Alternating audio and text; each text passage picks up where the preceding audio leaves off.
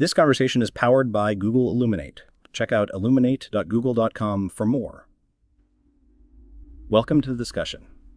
Today, we're delving into a paper exploring how chain of thought prompting significantly enhances the reasoning capabilities of large language models. The authors demonstrate that this simple method, involving a few chain of thought demonstrations as exemplars, unlocks complex reasoning abilities in sufficiently large models. What are your initial thoughts on this approach, given your expertise in the field? The core idea is elegant in its simplicity. Instead of relying on extensive fine-tuning or complex architectures, it leverages the inherent capabilities of large language models to learn from a few well-structured examples. The key is the chain of thought, which guides the model through intermediate reasoning steps, mimicking human problem solving. This is a significant departure from traditional few-shot prompting, which often struggles with complex reasoning tasks. The potential for broad applicability across various reasoning domains is particularly exciting. The paper highlights striking improvements across arithmetic, common sense, and symbolic reasoning tasks. Can you elaborate on the specific mechanisms by which chain of thought prompting achieves these gains? What makes it so effective compared to standard prompting? Standard prompting provides the model with input-output pairs, expecting it to directly map inputs to outputs. Chain of thought prompting, however, introduces intermediate reasoning steps, breaking down complex problems into smaller, more manageable sub-problems.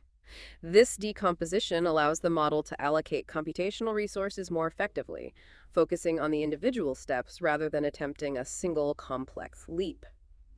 Furthermore, the natural language format of the chain of thought provides a more interpretable pathway for the model's reasoning process, potentially leading to better generalization. The paper emphasizes the emergence of this capability with model scale.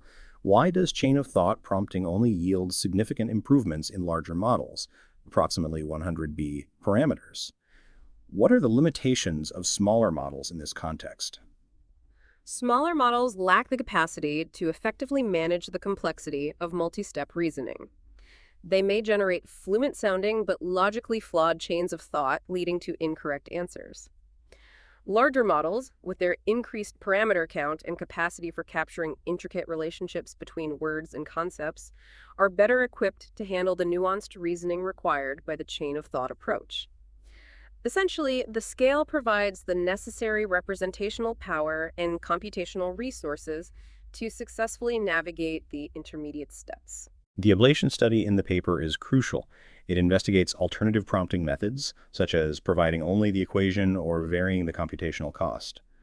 What insights did these experiments provide regarding the essential components of chain of thought prompting success? The ablation study reveals that simply providing the equation as an intermediate step isn't sufficient, particularly for complex problems. This highlights the importance of the natural language reasoning steps in guiding the model's process.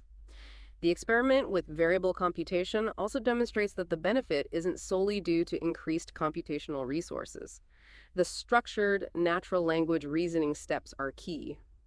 The success hinges on the model's ability to leverage natural language to decompose and solve the problem step by step. The paper also addresses the robustness of chain of thought prompting. How sensitive is the method to variations in the exemplars, annotators, and the order of examples? What are the implications of these findings for practical applications?